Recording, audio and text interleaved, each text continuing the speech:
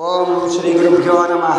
ओम हरि ओम श्री महागणाधिपतये नमः। गुरुचरणारविन्दाभ्यां नमः। ओम गुरुब्रह्मा गुरुर्विष्णुः गुरुर्देवो महेश्वरः गुरुः साक्षात् परब्रह्म तस्मै श्री गुरवे नमः।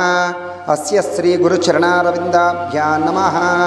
ओम गणानां त्वा गणपतिगुं हवामहे कविं कवीनामुपमस्रवस्तवं ज्येष्ठराजं ब्रह्मणान् ब्रह्मणस्पद आनशृण्वन्नोतवस्य दशाधनं गं गणपतये नमः।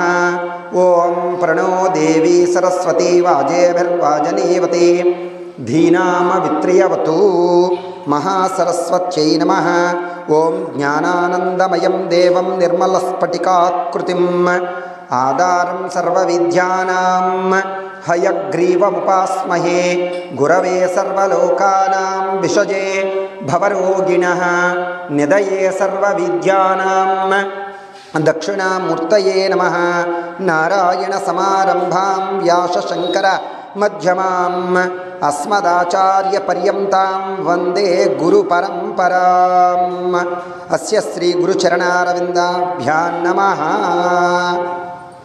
పోలి స్వర్గమునకు వెళ్ళుట గురించి వివరిస్తూ ఉన్నారు.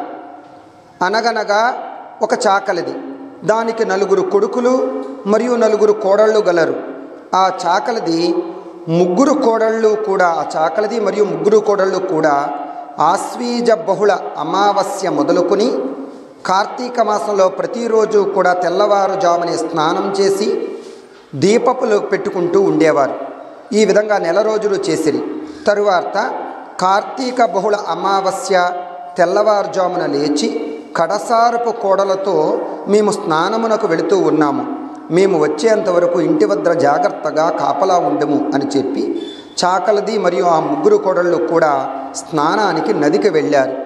అప్పుడు చిన్న కోడలు లేచి చల్ల చేసిన కవ్వమునకు అంటుకున్నటువంటి వెన్నంతా ఊడ్చుకుని పత్తి చెట్టు కింద పడిపోయి ఉన్నటువంటి ఒక పత్తి కాయను తెచ్చుకొని దానిలోని పత్తిని తీసి ఒత్తి వేసి స్నానం చేసి దీపం వెలిగించింట.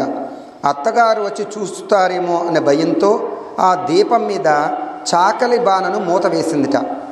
అప్పుడు దానికి ఆకాశం నుంచి విమానం వచ్చింది. ఆ చిన్నది ఆ విమానం ఎక్కి బొందితో కూడా స్వర్గమునకు వెళుతూ ఉండెను. ఆమె అలా వెళ్ళుటే ఏమిటి అని అందరూ ఏటి వద్ద దీపం పెడుతూ ఉన్న వాళ్ళందరూ కూడా చూస్తూ ఉన్నారట. చాకలి పోలి స్వర్గానికి వెళుతూ ఉన్నది, చాకలి పోలి స్వర్గానికి వెళుతూ ఉన్నది అని అందరూ అంటూ ఉన్నారట. అందరూ ఆశ్చర్యపడిపోయి అంతా మా కోడలేమిటి స్వర్గానికి వెళ్ళటం ఏమిటని ఆ చాకలిది దాని 3 కోడళ్ళు కూడా ఆశ్చర్యపడి చూస్తూ ఉన్నారట. అలా చూచి ఆ 4 విమానం మీద వెళుతూ ఉన్నటువంటి ఆ చిన్న కోడలు కాళ్ళు పట్టుకుని అన్నారట. అప్పుడు విష్ణుమూర్తి వచ్చి నీవు ఈ చిన్న కోడల్ని విడిచిపెట్టి మిగిలిన 3 కోడలను తీసుకుని వచ్చి శ్రద్ధ లేకుండా భక్తి లేకుండా దీపం పెడుతూ ఉన్నావు. ఈమె శ్రద్ధాభక్తులతో దీపం పెట్టింది కాబట్టి దీనిని బొందుతో స్వర్గానికి పిలిపిస్తున్నాము, నీవు అడవుల పాలు పొమ్మనమని చెప్పి శపించి వెళ్ళిపోయారట. ఈ కథ చెప్పుకుని అక్షంతలు ధరించాలి. స్వస్తి ప్రజాభ్య పరిపాలయంతాం న్యాయేణ మార్గేణ మహిం మహిషా గోబ్రాహ్మణేభ్య శుభమస్తు నిత్యం. లోకా సమస్తా సుఖినో భవంతు, సర్వే జనా సుఖినో భవంతు.